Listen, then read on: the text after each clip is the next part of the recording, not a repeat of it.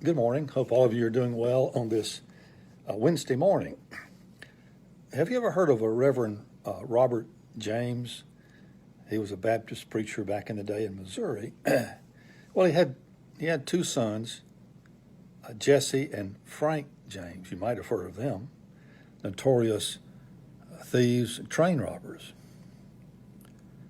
The story goes that one time Jesse and his brother were robbing a train, and Jesse was holding in one hand a gun and the other hand a hat. He was passing the hat down the aisle there of the train, collecting money, and getting a little bit frustrated. Hadn't gotten as much money as he thought. And he came across this really well-to-do, impressive-looking man who was a Baptist minister.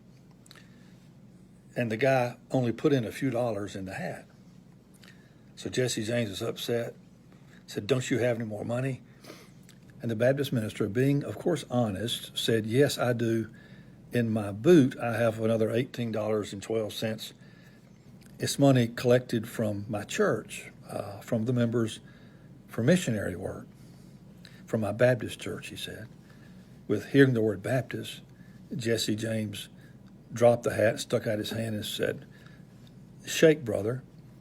I'm a Baptist too." We all try our best to raise our kids to be the best. Preachers' kids, PKs, have a stigma attached to them that somehow they're wild and crazy train robbers like Jesse James, and because they live under the weight of expectation is real high, and people have unrealistic expectations of them. I think that's mainly a myth. But anyway, of course, we've raised two kids, and the Bible is very clear about how you should train up a child in the way they should go. When they're old, they will not depart from it. Those are from the book of Proverbs. That's a pretty good guiding principle, I think. It's not a hard and fast rule. As you know, there are many, many factors that go into raising a child. There's nature and there's nurture. Some of it's genetics. You can't do anything about that. Some of it's nurture, and that, of course, is, all the influences on your children's lives, not only you as a parent, but grandparents and aunts and uncles and friends, etc. But we do the best we can. So preachers' kids have this kind of unrealistic expectation. Two stories. When our son Tyler was about 4 years old, we were having dinner in Applebee's in another city, and with a deacon and his wife. They're sitting across from us, and we got little 4-year-old Tyler, and this deacon named Kenny made this little paper triangle that's kind of like a little football. And so Kenny's on the other side of the booth holding his hands up like it's a goalpost. Little Tyler's flicking that football through the goalpost, much to the dismay of the ladies at the table. Well, Tyler got into that. He was giggling, having a good time, and he flicked that ball so hard, that paper football so hard one time, it flew over Kenny's head. It landed in the hair of a lady at the booth next to us. How am I supposed to raise my son with all these evil influences from a deacon?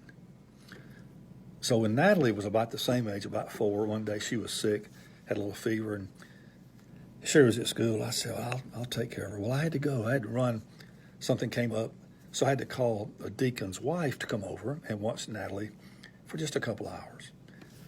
So she came over, and I said, well, here's some medicine. Maybe she'll lie down and go to sleep.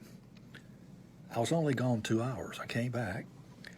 Natalie is sitting up, no fever, and they're playing cards.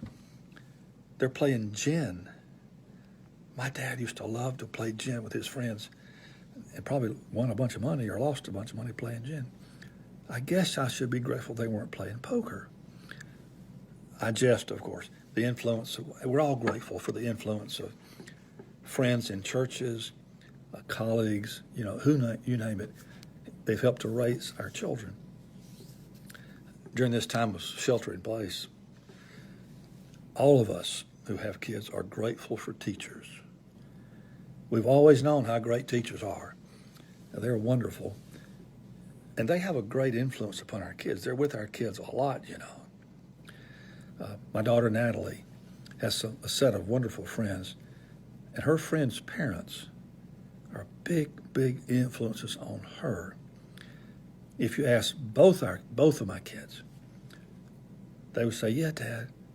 And coaches, too. Don't leave out the coaches, because they've both been influenced greatly, and still are, by coaches in their lives. So during this shelter in place, we're learning new stuff about kids, and it's a great time to be with our kids. And we're also grateful for those who have them normally much of the day, who have a great influence. So we'll do the best we can of raising our children, training up a child in the way they should go, and hopefully when they're old, they will not be train robbers. Amen.